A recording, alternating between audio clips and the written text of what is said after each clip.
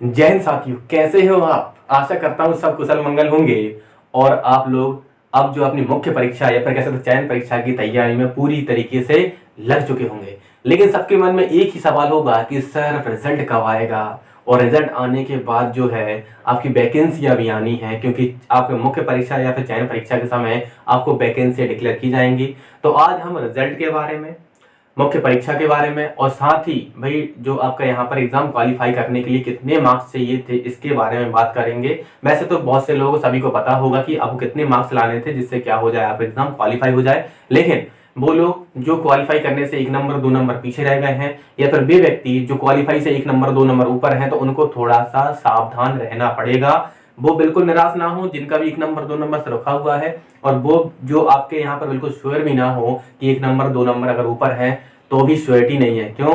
क्योंकि शिफ्टों में एग्जाम भी हुआ है। दूसरी चीज ये है कि आप लोगों ने जैसा कि आंसर की आई थी, अभी आंसर की आकर जा चुकी है, तो आपने भी देखा होगा कितने ज्यादा क्वेश्चनों के ऊपर ऑब्जेक्शन अराइज हो रहे हैं। तो मतलब ये है कि क्वेश्चनों पर अगर ऑब्जेक्शन अराइज हुए हैं तो कुछ क्वेश्चनों पर क्या होगा, आपका यहाँ पर हटाए जाएंगे या उनके आंसर परिवर्तित किए जाएंगे। अब उस क्वेश्चन वाले केस में ऐसा अगर हो जाए कि आपका आंसर गलत माना गया था तो आपको तो नंबर उसका मिलेगा, या फिर आंसर करेक्शन होता है तो आपको नंबर जो नहीं मिला था अब वो नंबर मिल जाएगा। तो मतलब जो 1 नंबर 2 नंबर बाउंड्री पर नीचे रह गए होंगे तो वो यहाँ से क्या होगा, क्वालिफाई करके अंदर हो जाएंगे। और लेकिन जो लोग बाउंड्री पर ही क्वालिफाई होंगे, 90 नंबर 75 नंबर पर जो लोग क्वालिफाई करके बैठे होंगे केवल, तो और 91 92 मतलब 1 2 नंबर ऊपर भी अगर होंगे तो उन्हें थोड़ी सी रिस्क है कि मान लीजिए ऐसा क्वेश्चन आ जाता है जिसका आंसर बदल दिया जाता है और उसका नंबर आपको मिल चुका था, तो अब क्या होगा, उसका नंबर आपके में से माइनस हो जाएगा। तो आपके साथ 1%, केवल 1%, 99% चांस है कि आप क्वालिफाई हो। लेकिन 1% हमें थोड़ा सा डर भी है उसमें। क्यों? क्योंकि अभी हमने जो वर्ग 1 की है ना, जो आपके यहाँ पर हाई स्कूल के जो चयन पर जो क्या होता है यहाँ पर एलिजिबिलिटी टेस्ट जो हुआ था आपका यहाँ पर, उसमें हमने देखा था कि बहुत से लोग 75 नंबर बाउंड्री पर थे, 90 नंबर बाउंड्री पर थे, उनको 89 पॉइंट कुछ में कर दिया, 74 पॉइंट कुछ में कर दिया, और वो लोग क्या हो गए, बाहर हो गए। तो ऐसा भगवान किसी के साथ भी ना होने दे, इसलिए थोड़ा सा आपको संयम बना के रखना पड़ेगा और रिजल्ट का वेट करना पड़ेगा। तो रिजल्ट का भी अब ज्यादा वेट नहीं करना है, रिजल्ट के बारे में भी हम बात करेंगे। साथ में अब तैयारी करने की स्ट्रेटेजी क्या होगी मैं हर विषय के लिए बताऊंगा। हर विषय के लिए मैं आपको जो टिप्स दूंगा ना, आप उस पर ही काम कीजिएगा। आपको यहाँ वहां भटकने की आवश्यकता नहीं है, ठीक है ना। स्पेशली मैं खुद मैथ सब्जेक्ट से हूं, तो मैथ सब्जेक्ट के बारे में आपको 100% कारगर आपको यहाँ पर सिलेबस बताने वाला हूं कि आपको कौन सी बुक से पढ़ना है, केवल उसी से पढ़ें। और बाकी सब्जेक्ट वाले भी निराश ना हो, उनको भी मैं बुक्स बताऊंगा, क्योंकि जो मैथ्स के लिए काम करेंगी उसी फॉर्मेट में आपकी दूसरी बुक्स भी आपकी होंगी। ठीक, तो थोड़ा हम कटअप के बारे में बात कर लेते हैं कि भाई आपका यहाँ पर जो क्या हुआ था, आपका यहाँ पर एलिजिबिलिटी टेस्ट हुआ था आपका यहाँ पर, उसमें आपको कितने नंबर चाहिए थे। बहुत से लोगों को पता भी होगा, लेकिन जिनको पता नहीं है वो लोग देख लें। जो अनरिजर्व कैटेगरी में आपका यहाँ पर बिलोंग करते हैं, अनरिजर्व कैटेगरी में कौन आएंगे, जो आपके अनरिजर्व में है वो, और अदर स्टेट से जो आए हुए हैं। अदर स्टेट में आपको कोई सी भी आपकी कैटेगरी लगती हो, लेकिन आप यहाँ पर आकर अनरिजर्व में ही जाएंगे, तो आपको लाने हैं कितने, 90 नंबर, है ना। वो 90 नंबर में क्वालिफाई हो जाएंगे। इसके अलावा जो आपका यहाँ पर EWS है, OBC है ना, SC है और ST है, बाकी सब है ना, मेल फीमेल सबके लिए है ना, ये सेम कंसेप्ट है आपका यहाँ पर। ऐसा मत सोचना कि गर्ल्स के लिए 90 नहीं, कुछ कम बताएंगे सर, बिल्कुल नहीं बताएंगे, ठीक है ना। वो नियम है सभी के लिए, गर्ल्स के लिए भी है, बॉयज के लिए भी है, लेकिन जब वैकेंसी आएंगी तो उसमें आपका 50% कोटा फिक्स कर दिया जाएगा। तो फाइनल मेरिट में जो है आपका यहाँ पर क्या होगा, नंबर कम जा सकते हैं, लेकिन जो क्वालिफाइंग मार्क्स हैं, है ना, जो आपकी पात्रता परीक्षा उत्पन्न करने के लिए मतलब पात्र परीक्षा पास करने के लिए मार्क्स रखे गए, उनसे कम में कभी आपको नहीं दिया जाएगा, ठीक है ना। तो यहाँ पर क्राइटेरिया फिक्स है आपका यहाँ पर कितना, आपको यहाँ पर अनरिजर्व वालों को 90 नंबर और EWS OBC SC ST के लिए 75 नंबर लाने हैं। इससे अगर 1 2 नंबर कोई ऊपर है ना, कोई अगर 1 नंबर है ना या 2 नंबर ऊपर है, या कोई ऐसा है 1 नंबर कम या 2 नंबर कम है, तो उनके साथ संभावना पूरी है कि थोड़ा उतार चढ़ाव देखने को मिल सकता है। जिनके 1 2 नंबर कम है तो हो सकता है उनके बढ़कर 90 हो जाए, ठीक है ना। और जिनके 1 नंबर 2 नंबर ज्यादा है, भगवान ऐसा ना करें, उनके घटे ना बिल्कुल, है ना, क्योंकि बड़ी मुश्किल से आप एग्जाम निकालते हो, बरसों से इंतजार करते हो, आपने BEd DEd किया है, उसके बाद आपने एग्जाम दिया है, ठीक है ना। आपकी बिल्कुल भावनाओं को मैं समझ सकता हूं, इसलिए बिल्कुल ईश्वर से काम नहीं रहेगी कि आपके नंबर 91 में है, 10 नंबर और बढ़ जाए, सीधा 100 नंबर हो जाए, लेकिन नंबर एक बिना घटे, है ना, घटे बिल्कुल ना। ठीक, तो यहाँ पर क्या करना पड़े आपको, यहाँ पर यू आर अनरिजर्व कितना था यहाँ पर 90, ईडब्ल्यूएस ओबीसी एससी और एसटी कितना 75, जिनके 1 नंबर 2 नंबर कम है, हताश ना हो, नंबर बढ़ने की संभावना बहुत रहती है, क्योंकि क्वेश्चन जो है ना व्यापम के गलत निश्चित निकलते हैं, कुछ ना कुछ क्वेश्चन आपके यहाँ पर हटेंगे, तो आपको नंबर हो सकता है प्लस हो, और बहुत से लोगों के नंबर प्लस होंगे, तो आप लोग हो सकता है 75 या 90 क्रॉस कर जाओगे। ठीक, तो ये तो हुआ आपके यहाँ पर एलिजिबिलिटी पास करने का कट ऑफ, है ना, कि इतने नंबर अगर आप लेकर आते हो तो क्या हो जाएगा आपके यहाँ पर कट ऑफ क्लियर हो जाएगा। ठीक, अब बात करते हैं आपके यहाँ पर कि भाई अब जो मुख्य परीक्षा होगी, है ना, जो आपका यहाँ पर चयन परीक्षा होने वाली है, उसका आपका सिलेबस क्या होगा। सिलेबस पे बात करने से पहले एक काम करते हैं, पहले बात करते हैं किसके ऊपर, रिजल्ट कब आएगा। ठीक है ना, रिजल्ट जो है आपके यहाँ पर देखिए, जो आंसर की आ चुकी थी और आंसर की अब क्या हुआ आपके यहाँ पर, आंसर की आने के बाद आप लोगों ने जो भी आपत्ति लगाई थी, आपत्तियों का निराकरण चल रहा है, जल्द ही आपकी आपत्तियां दूर हो जाएंगी, और व्यापम में भी है ना काम चल रहा है, और आपका काम बहुत रैपिडली चल रहा है, क्योंकि चुनावी साल है, आप लोगों को बहुत अच्छे से पता है, और चुनावी साल में काम बहुत तेजी से होते हैं, इसलिए रिजल्ट आपका बहुत जल्दी देखने को मिलने वाला है। मुझे उम्मीद है कि 15 जून के आसपास, मतलब 15 जून के बाद जो है रिजल्ट कभी भी आ सकता है, जहां तक उम्मीद है 15 जून के बाद, जैसे जून महीने में रिजल्ट आपका आ जाएगा। ठीक है ना, इस जून महीने में आपके जून महीने के आखिरी तक रिजल्ट मिल जाएगा, 15 जून के बाद या लास्ट ऑफ जून, है ना, लास्ट ऑफ जून में क्या हुआ आपको यहाँ पर रिजल्ट देखने को मिल सकता है। तो इसलिए आप बिल्कुल रिजल्ट का वेट ना करके मुख्य परीक्षा की तैयारी, मतलब चयन परीक्षा की तैयारी में लग जाओ। अब आपके मन में एक चीज आ रही होगी, सर चयन परीक्षा के लिए सिलेबस क्या होगा, अभी तो कुछ फॉर्मेट भी तय नहीं है, सिलेबस पूरा चेंज हुआ है, तो 99% है ना सिलेबस के लिए मुझे जो आपका यहाँ पर सिलेबस का जो आपका यहाँ पर सिलेबस का जो पैटर्न मुझे लग रहा है आपका यहाँ पर कि 99% जिस प्रकार से वर्ग 1 का, है ना, ग्रेड 1 का सिलेबस दिया है ना 100 मार्क्स का, आप लोगों का भी 100 मार्क्स का ही होने वाला है, और इसमें केवल क्या पूछा जाएगा, सब्जेक्ट अकेला पूछा जाएगा। वहां पर लेवल उन्होंने बहुत हाई रखा है, लेकिन यहाँ पर लेवल कम रहेगा, डिफिकल्टी लेवल 10th होगा, है ना, डिफिकल्टी लेवल 10th से मतलब ये है कि आपके 10th स्टैंडर्ड तक के क्वेश्चन एग्जाम में पूछे जाएंगे।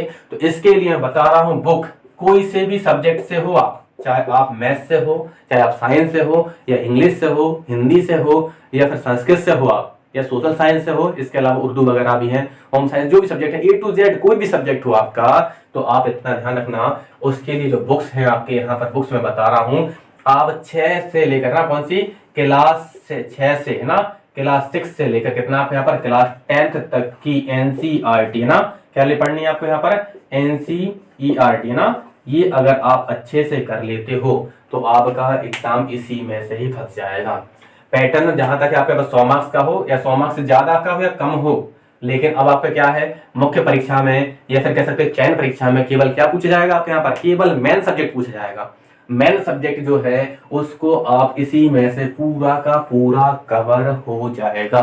तो आपको सबसे पहले अगर इस चीज की तैयारी करनी है, इसकी तैयारी करें 6 से 10 तक की, और 6 से 10 में भी स्पेशल लिख रहा हूं आपको यहाँ पर, स्पेशली आपको करना है 9th और 10th की बुक तो बहुत अच्छे से कंप्लीट कर लेनी है। कौन सी करनी है, जो आपका सब्जेक्ट है, जैसे मैथ्स वाले हैं तो वो 9th की मैथ और 10th की मैथ बहुत अच्छे से कर लेंगे, साइंस वाले हैं तो वो 9th की साइंस और 10th की साइंस कर लेंगे, सोशल साइंस वाले हैं तो 9th की साइंस, 9th की सोशल साइंस और 10th की सोशल साइंस, मतलब अपने अपने सब्जेक्ट की 9, 10 बहुत अच्छे से कीजिए। उसके अलावा आपको 6 से 8 तक की भी कर लेना, मतलब सीधी बात है 6 से लेकर 10 तक की किताबें आप बहुत अच्छे से कर लीजिए, सिलेबस लगभग आपका इसी में से कवर हो जाएगा।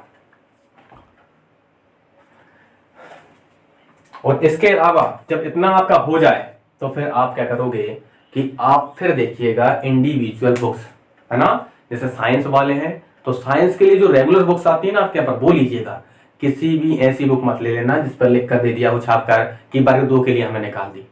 वो सब क्या है, कवर चेंज कर बुक्स होती हैं, रेगुलर चलने वाली मार्केट वाली बुक्स होती हैं, उनमें से कुछ ज्यादा फंसता नहीं है।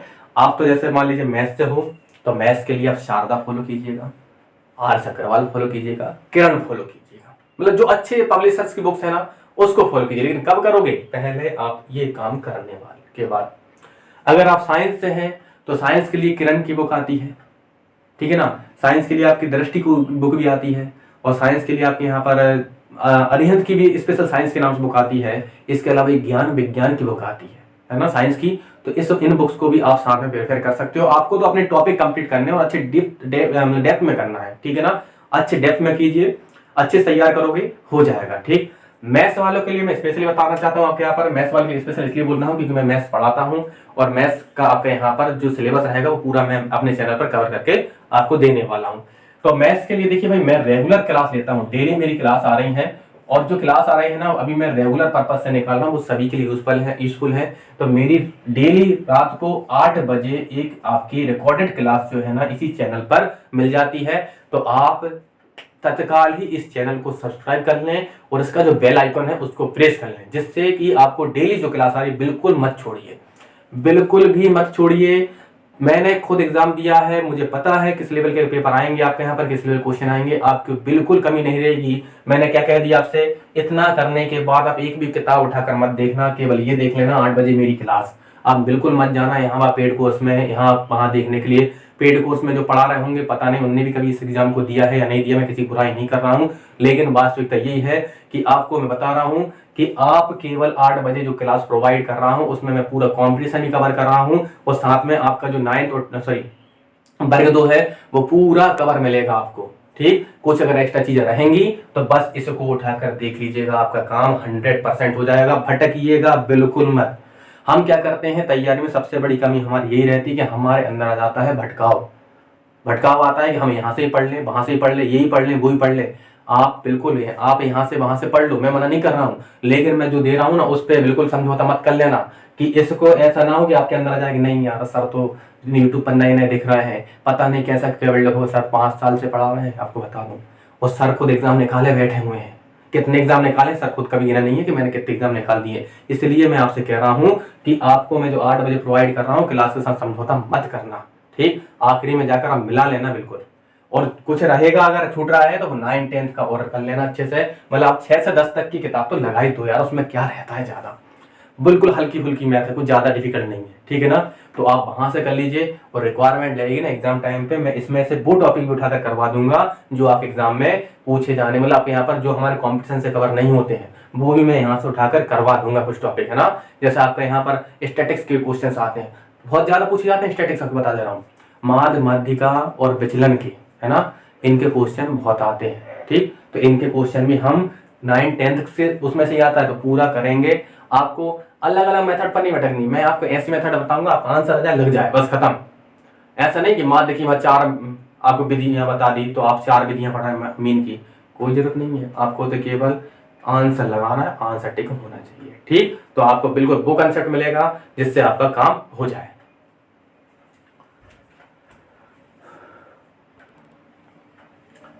अब आपके मन में एक और क्वेश्चन होगा कि सर कितनी वैकेंसियां आने वाली हैं, ठीक है। तो देखिए भाई हम अभी आपको सब्जेक्ट वाइज तो नहीं बता सकते हैं कितनी वैकेंसी आएंगी, लेकिन इतना बता सकते हैं आपको यहाँ पर कि लगभग कितनी वैकेंसी आएंगी। तो वर्ग 2 में जो है ना आपके यहाँ पर वैकेंसी जो हमें यहाँ पर देखने मिलने वाली है, कितनी मिलेंगी आपके यहाँ पर, लगभग 12,000 के आसपास, है ना, 12,000 के आसपास वैकेंसी देखने को मिलेंगी। क्यों? क्योंकि अभी जो हमारे क्या कह सकते हैं हमारे शिवराज सिंह जी हैं जो हमारे मुख्यमंत्री हैं, उनने 20,000 वैकेंसियों का पहले ही घोषणा की थी, हम इतनी वैकेंसी टीचरों की ओर भर्ती करवाने वाले हैं। तो उसमें से लगभग कितनी 8,000 के आसपास वर्ग 1 में वैकेंसी दे दी गई है, ठीक। तो वर्ग 2 में अब कितनी आपके यहाँ पर लगभग 12,000 के आसपास बच रही है ना, यही तथ्य है हमारे पास। अभी कोई रूल बुक तो उन्होंने जारी नहीं कर दी, ठीक। बाकी डीपीआई से तय होगा कितनी वैकेंसी आएंगी, लेकिन इतना तो मानकर चलें 12,000 के आसपास वैकेंसी तो आपको मिलेंगी। ये भी वैकेंसी पर्याप्त होती है, आप अच्छे से अगर मेहनत करोगे तो बिल्कुल हो जाएगा। और इस बार अच्छी बात यह है कि पहले बार जैसा सिलेबस नहीं है कि कुछ भी सिलेबस दिया कुछ भी वहां पर खिचड़ी पक जाएगी। आपका सब्जेक्ट ही आपसे पूछा जाएगा और आप सब्जेक्ट में कितने महारती हैं, कितनी कमांड रखते हो, और कमांड अगर अच्छी है तो एग्जाम निकाल कर ले जाओगे, ठीक है ना। आप उसी सब्जेक्ट के विद्यार्थी हो और वही सब्जेक्ट आपसे पूरा पूछा जा रहा है तो आप बहुत अच्छा कर पाओगे, तो आप बहुत अच्छा करोगे भी और आपका रिजल्ट भी बहुत अच्छा होगा, ठीक। तो बस इतना ध्यान रखिएगा, भटकाव नहीं होना चाहिए। पढ़ना क्या है आपको यहाँ पर 6 से लेकर के 10 तक की एनसीईआरटी बहुत अच्छे से फॉलो कर लो। मार्केट में बिल्कुल मत जाओ, छपी हुई किताब मिलेंगी कि भाई ये आपका यहाँ पर वर्ग 2 की स्पेशल किताब आ गई, ये वहाँ किताब है मतलब मैथ्स के लिए स्पेशल, ये इसके लिए स्पेशल, बिल्कुल मत भटकना। कोई स्पेशल किताब की हमें जरूरत ही नहीं है, वो केवल आपको इंट्रोडक्शन देने वाली किताब है। लेना है तो सिलेबस का आइडिया लग जाएगा, बाकी इसके अलावा ऐसा ना सोचे कि हम उस पर ही डिपेंड हो जाएंगे, एग्जाम उससे निकल जाएगा, कभी भी नहीं निकलता है। तो आप इतना ध्यान रखें, ये बहुत अच्छे से कंप्लीट कीजिएगा। साथ में आपको मैं ना 8 बजे वाली क्लास मेरी सजेस्ट कर रहा हूं मैं आपको। 8 बजे वाली क्लास डेली मैथ की आती है, उसको भी आप बहुत अच्छे से कीजिए, ठीक। उसके साथ आपका यहाँ पर इतना काम अगर आप अच्छे से करते हो, और एक कोई सी भी टेस्ट सीरीज जिसमें आपका यहाँ पर ग्रेड 2 के आपको पेपर मिल जाए, है ना, प्रीवियस ईयर के क्वेश्चन कलेक्शन हो, इसके अलावा आपका यहाँ पर सिस्टमेटिक पैटर्न वाइज अगर पेपर मिल जाए तो टेस्ट सीरीज ज्वाइन कर लीजिएगा, और टेस्ट जो है रेगुलर लगाइएगा। उसमें देखिएगा कौन से टॉपिक में हमारी कमी रह रही है और कौन से में आपके यहाँ पर अच्छे से हो पा रहा है। तो बस आप वेट कीजिए किस चीज का, रिजल्ट का।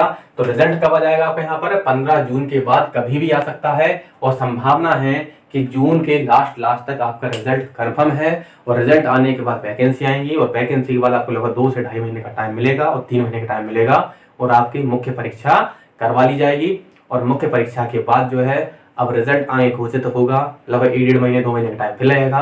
तो वहाँ का प्रोसीजर आगे देखेंगे। अभी फिलहाल के लिए इतना ही था आपका यहाँ पर, इतने के लिए बहुत अच्छे से प्रिपेयर हो जाओ, ठीक। आशा करता हूँ आप लोग बहुत अच्छी तैयारी करेंगे, और आपको आगामी समय के लिए, भावी शिक्षाओं के लिए मेरी तरफ से बहुत बहुत शुभकामनाएं। Best of luck. धन्यवाद।